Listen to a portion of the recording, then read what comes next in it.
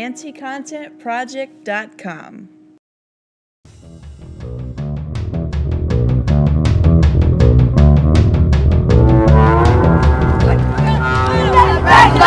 Open and close them!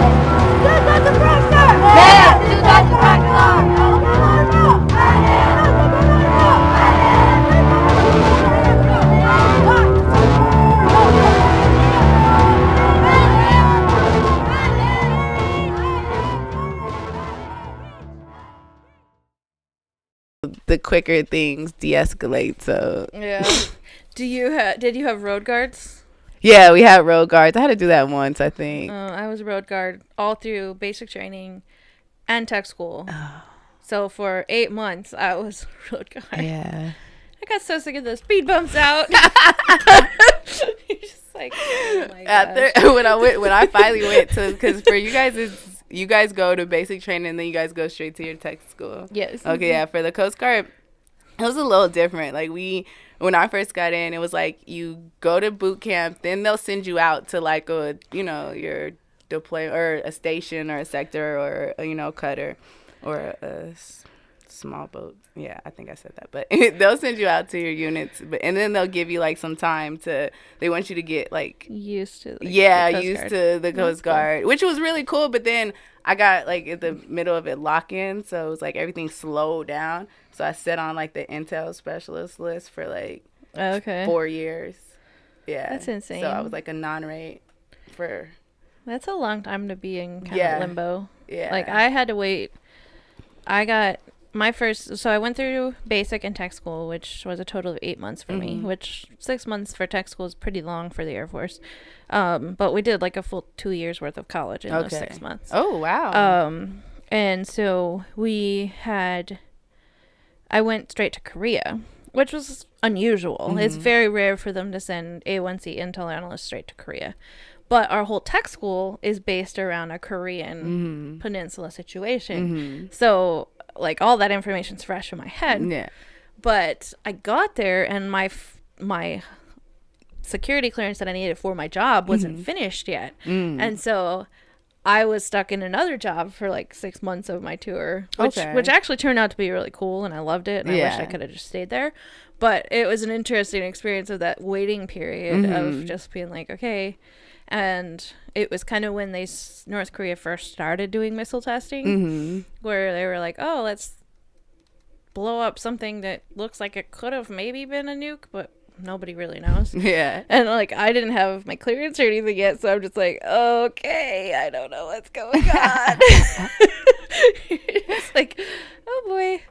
But it was pretty funny. Yeah. So that waiting period is always rough. It is. Definitely, like, especially, like, I thought about pulling my name off the list and going somewhere, but Intel Specialist was definitely where I wanted to go and felt that I would be more, like, most useful for the Coast Guard and then to get the opportunities outside of the Coast Guard. So that was my ultimate game plan.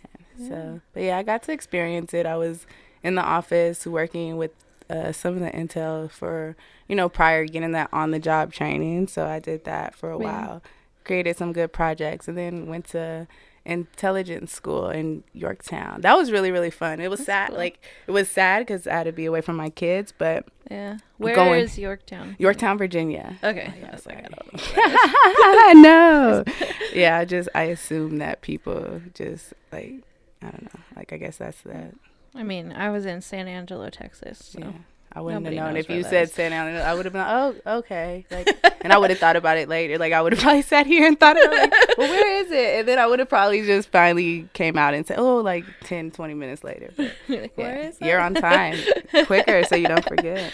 But yeah, so I was out there in Yorktown, which was really fun because it brought me back, like being at home and I was at Sector LA Long Beach, which was for like cleaning up like our sector, like, mopping and just doing everything. Like, but the good thing I didn't have to mess cook. Like, that's mess cooking on a cutter. That doesn't sound like fun at all. 161 people. No. No. And then having double. No. So, but I was grateful for that. So I was grateful that I didn't have to. But going back to intelligence school, ours was 3 months. So I got through it all. So I'm just gonna call myself IS3, and I earned that. That works. That works. So, but yeah, that's pretty much, that was my experience.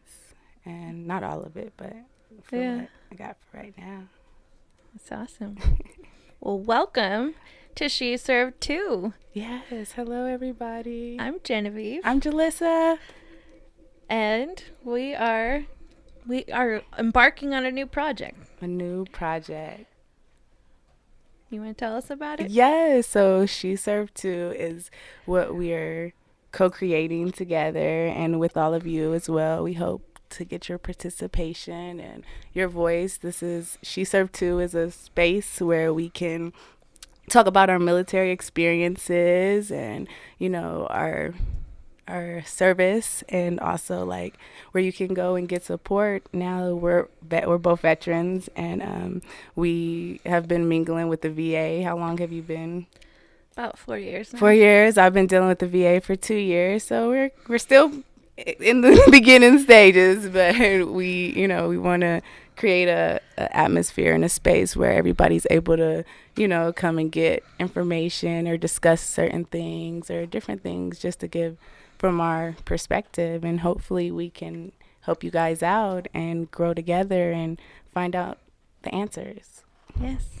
And we really want this to be a community where you're engaged too. Like, one of the ideas I'd love to have is to have you all send in pictures of your military service. I want to be able to see all you lovely women's faces, and our new backdrop eventually will be just women who served in the military, and kind of that wall of women, I guess. And a place where you can share your stories. We want to have some of you on the show, so you can tell your stories. We want to be able to talk about issues so that people get the chance to hear what veterans actually think, instead of just making up their mind what we think for us. Because I think that's a huge problem in the veteran community at large, and probably even more so with women veterans, because we tend to be pretty busy and don't have time to set the record straight. Yeah. But so many people think that they speak for us, and the reality is that we are just as diverse and different as everybody else, and we have as many opinions as anybody else, and we want there to be a space where people can get to know us as people. Yeah, and definitely voice their concerns, and also voice their support, to be able to really be engaged and to unite as, you know, veterans and military, active duty, you know, spouses. We're all one big family, and to be able to support each other and having this space. And I'm so grateful for this opportunity to connect with all of you guys and co-create with Miss Genevieve. So excited. Thank you for being here with us. Thank you. So, I'm Genevieve. I was in the military from 2004 to 2009. I was an intel analyst, and I was served in Korea and England, and I spent 2 deployments in Qatar. Got out after a little over 5 years, had a couple kids, married someone in the military. So I've continued to be in the military community, but it's been challenging to find community as a female veteran, because so often the organizations aren't really geared towards us. Yeah. And trying even just to figure out the VA and navigate those challenges. And thankfully we now have a women's health clinic, which we're used to. Like, so many things have changed in the last 4 or 5 years, but we are really being able to have a community, but having that community, having the therapy groups that are women only, has been a huge help to me, because I've been able to hear from other women who've had my experience. So often I feel alone, because my experience wasn't the same as my brother's in arms. Like, it just wasn't. Yeah. Like, I didn't experience some of the trauma that a lot of women in the military have, but it's not the same experience. Yeah. And having other women to connect to, having those common points, having somebody else to walk that journey with you, and somebody else who understands what it's like to be a woman in arms. Yes. Has been huge for me. It's done numbers for my mental health, and I just really want to be able to share that with you guys and help you guys on that journey. Yeah.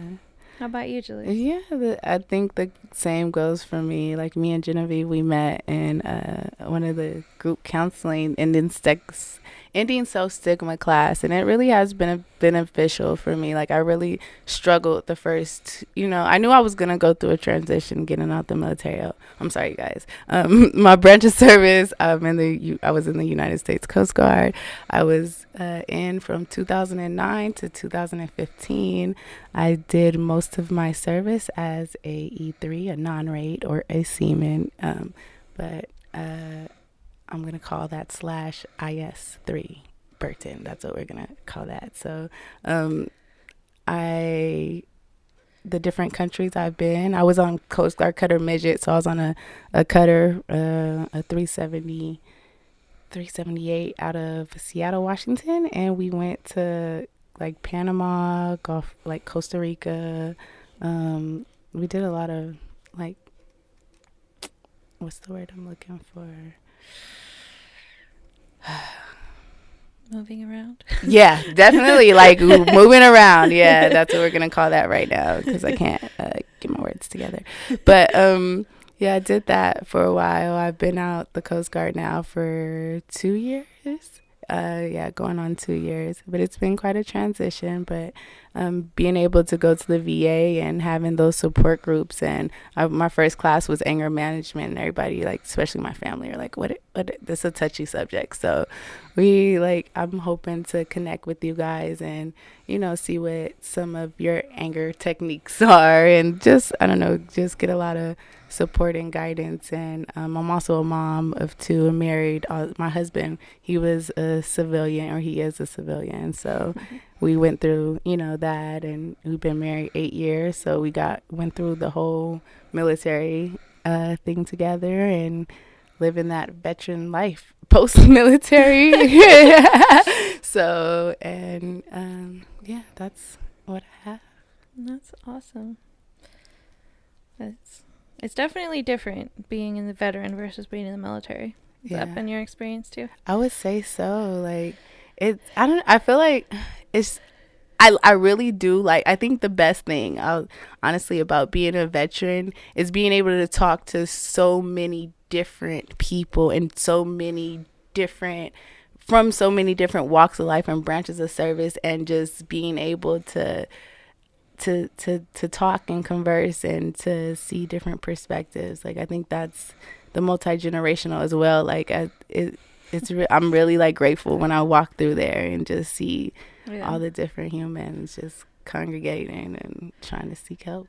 I had a really awesome opportunity a couple of years ago to go to the Women's Health Summit at the VA.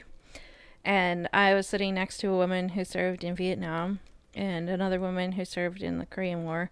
And it was just cool to see who went before us, who got us to where we were. Yeah. Like, we hopefully made it better for the women behind us. Yes. But to be able to meet those pioneers in service. Yes. Like, women who weren't in the traditional roles that women were only allowed to be in for a long time, like nursing or admin. Like, to meet women who were, like, doing not combat ops, but something along those lines. And it was really, really kind of like goosebump inducing to just meet those women and to be able to talk to them. Yeah, talk to them, hear their wisdom, and, like, just say thank you. Like, because I don't know. I definitely understand where you're coming from. Like, when you're able to see women, like, before you and appreciate their service, and you think about what they, you can think about what they endured, but like, they're still here. Like, they still show you, like, you can just, it's fine. You just have to take it one day at a time. Like, that's it. So. And I'm glad, like, I had a TI in my basic training squadron who was tough as nails. Like, the woman could push out 80 push-ups in a minute. Like, tough as nails. Scared the heck out of me. She was at my first base in Korea, and she worked at the dental clinic, which was in the same building as the hospital. And every time I went to the hospital, my blood pressure was super, super high. And they're like, what is wrong? And I'm like, my section supervisor is right over there, and I'm scared. They're like, seriously? You are not in basic anymore. But I finally talked to her. But, like, I appreciate that, like, for her, she had to be tough as nails. She had to be, like, to make the rank of senior master sergeant in, like, 2003. Yes. To achieve that rank as a woman in the service, like, she had to be better than her male counterparts. Yeah. And I appreciate that I didn't have to be as tough as nails. Like, yeah. You know, we all have our own challenges, but I appreciate that, you know, her proving herself, her showing the way, her showing that we can do just as much as you. Yeah. Paved the way for us. Like, definitely. And I appreciate that, you know, we had a little bit more freedom. I think there was a perception that women got promoted ahead of men a lot, and they thought it was just because we were women. But I think it was because we were women, we had to work harder to achieve any modicum of respect. Yeah. I don't know if you had the same experience in the Coast Guard. Yeah, I definitely did. Like, I just, as you're saying, like, all I hear, and I have to call my dad, because all I hear is him, and he served in the Army. And when I went in, it was just like, oh, okay, well, you know, my mom was like, oh, no, not my baby, like, no. And I was like, well, no, mom, this is what I'm gonna do. And my dad's like, okay, well, Sugarfoot, that's what he calls it, Sugarfoot. He was like, okay, Sugarfoot, like, now I'm just telling you, you know, you be safe. But he always told me that he's like, just know that you have he's like, you're going in with 2 strikes against you. And I'm like, okay, well, Daddy, what you mean? He's like, because you're black and you're a woman. Like, oh, and it was like, you had to maneuver. It was like, it was a jungle. Like, and you, like you said, you had to be better. And it's like, no matter what, like, my friend, hopefully she'll come and be on this show, but we literally recorded ourselves doing work. And because our supervisor, he's like, you're not doing any work. You're not doing it. And I'm like, yes, this is a functioning building. Like, people would go and spill coffee, like, and not clean up after themselves, but they know that they have non-raids that are going to come and clean up. So I feel like if you know somebody's going to come and clean up after you, like, a lot of people, they'll just be, oh, that's their job. Like, oh, so, yeah. So here, let's just yeah, I know that there was a couple of people who did that, but oh gosh. he used to be like, oh, you guys aren't working. So, like, we took it upon ourselves to literally, like, record ourselves working, like, sweeping the stairwell. And, like, somebody told him, like, your non-rates are over there recorded. And he got infuriated. But I was like, you gave us no other choice. Like, you're telling us I can't do anything, like, for you. But I definitely, like, yeah, I just definitely, like, I was always aware of that. Like, it was always prevalent that you needed to. And then I had both of my kids in the military, like, having to be pregnant. Even harder, like, being pregnant in the military is another strike against you, for sure. Yeah, that was the third strike. Like, that's what that was the third strike that I had. Like, and it was like just going to, you know, like, fighting. Like, I remember my supervisor, he, as you know, we worked in the front office, so we were, you know, supposed to do a captain duty driver. So I let him know, like, 'cause I was leading seaman at that time. Only because I've been there the longest, because I was still waiting on list. So I was still waiting. So, you know, he was like, oh, well, you know, I want you to be the duty driver. And I'm like, well, I'm 3 months pregnant. And with Jeremiah, I didn't have motion sickness at all. With Leilani, I had motion. Like, I literally puked on the way to going to work. I'm like, oh my gosh. So he's like, yeah, you're going to do this. And I'm like, well, I don't think, like, that's inappropriate. I feel like if I'm going to pick up the captain and he has guests, I know that's not going to work. I'm not going to embarrass him and myself and, you know, being sick. And he just wouldn't, like, he just was like, no, like, and it was just like, are you serious? okay, all right, like we're doing this. Yeah, we're really doing this, and it didn't work out. Like, it didn't work out for him, and he didn't get what he wanted. But I didn't like. Did you end up doing it? No. Okay. No. Good. Mm-mm. Okay. I went to my doctor because it was a stressful situation. Because I'm like, I'm giving you a list of things that I can do. Like, I'm not gonna feel bad for wanting to expand my legacy and to bring other human beings in this world, and you're not going to make me feel less than because I can't do some mundane task that you feel that you need to give me because you're feeling yourself today. Like, I don't have time. Like, I have real life issues that's going on right now. Like, I'm struggling with myself and my job, like, so I don't have, the time nor the patience. So no, I didn't. I just left it. But oh goodness, at least you didn't throw up on the captain. No, I didn't. I think that would have worked out worse for him. But, Yeah, he would have just been like, she did it on purpose. Like, that's probably what it came out. Like, we had some shenanigans. But I think, like, there is, like, you do get that. You still get that camaraderie, like, I keep saying that word so wrong. I keep butchering it. But did you feel like, for me, in my experience, I felt like the women in the military really banded together and supported each other in a way that civilian women don't. Did you experience that?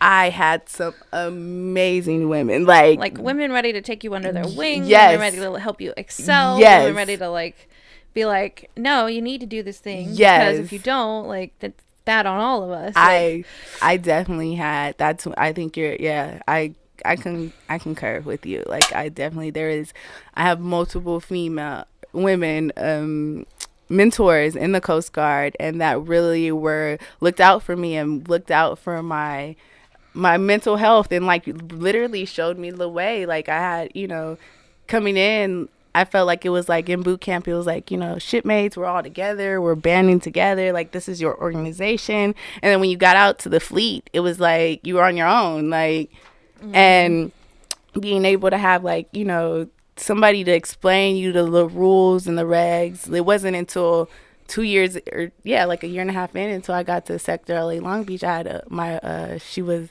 a YN1, and no, like Michelle, she was like a YN1, and she really like showed me like, hey, you can go here if you need to talk to somebody. So she was able to get me that, that outlet, that connection to get that support or help, or to show that there was alternate ways to get information. So she definitely looked out for me. That's awesome.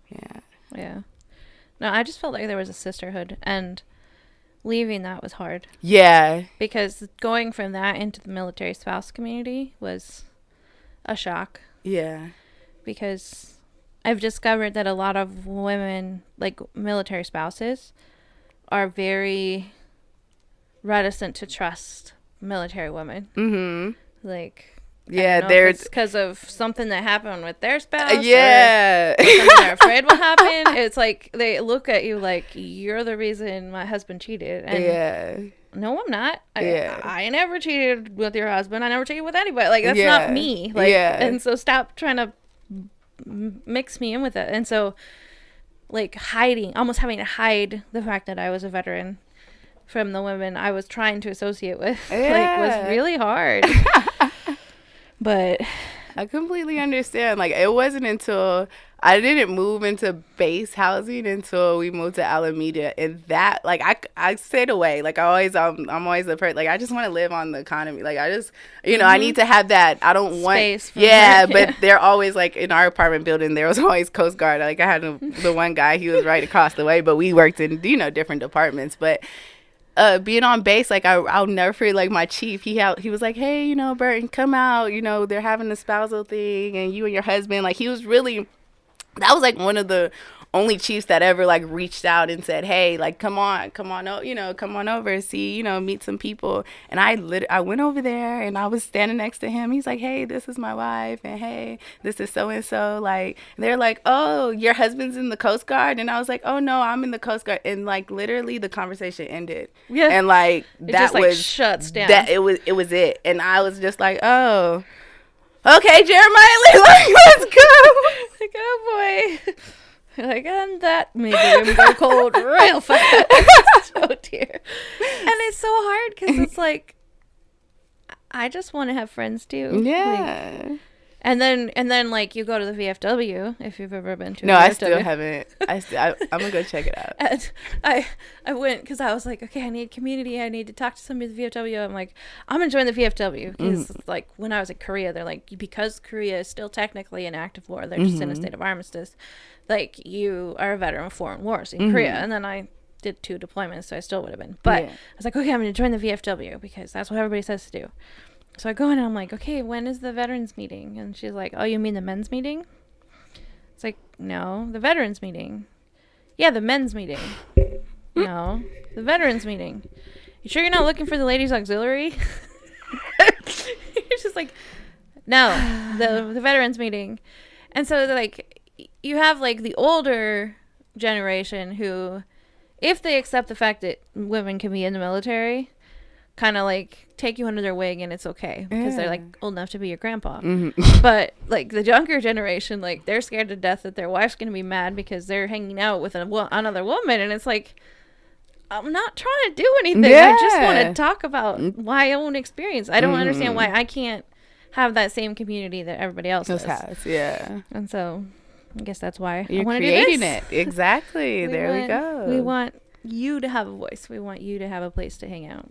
Hang out and discuss things with us. Just talk and chill and from A to Z. So planning to come out every Tuesday so that you can Tuesday. every Tuesday so you can have while you do dishes or go to work or whatever. We'll have both an audio and a video version so you can watch it on YouTube or listen to it depending on what works best for you. Yes. Just give you a weekly dose of community. Yes. And we hope to have you be active on our social media sites and everything else so that we really can become a close-knit community. That close-knit community that we built as women in the military, I want that for us women as veterans. Yeah, definitely. I think we will definitely do that. And also just send in your pictures. Just start and just communicate. And I guess what question we have for you is where did you serve and what branch of service and how long did you serve? Just hit us up in the comments. We can keep a running tally of how many years of service we have. Oh, together. That's a really good one. Like, and update it frequently. Yeah. And if you'd like to give us your pictures or your story, please go to feedback at AntiContentProject. That is on Twitter, I think. Twitter. You can tweet us that way, or we'll set up an Instagram and we'll tell you about that on the next episode, where we can share our stories and share our pictures, share our stories, like scan in those pictures from basic training, those lovely birth control goggles that they gave us. BCs. And just like sit there and go, wow, we were young. And see what we're doing. So I think we should definitely have like a boot camp story show. Like that would be funny. I have some funny awkward boot camp stories of myself. Like this, I'm gonna put it all out there. And I have some doozies. Let me tell you. My TIs were like, "What were you thinking?"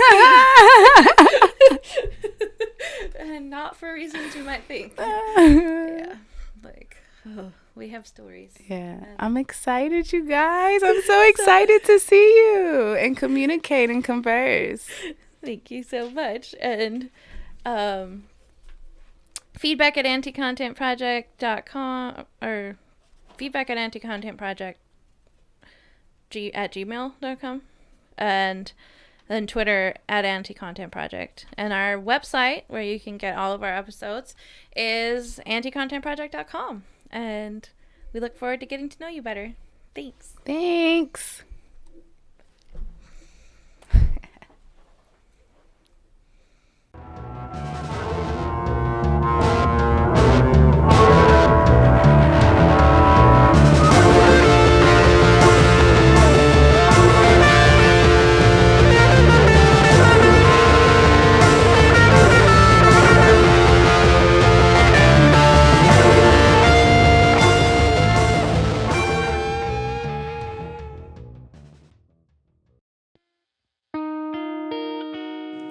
AntiContentProject.com.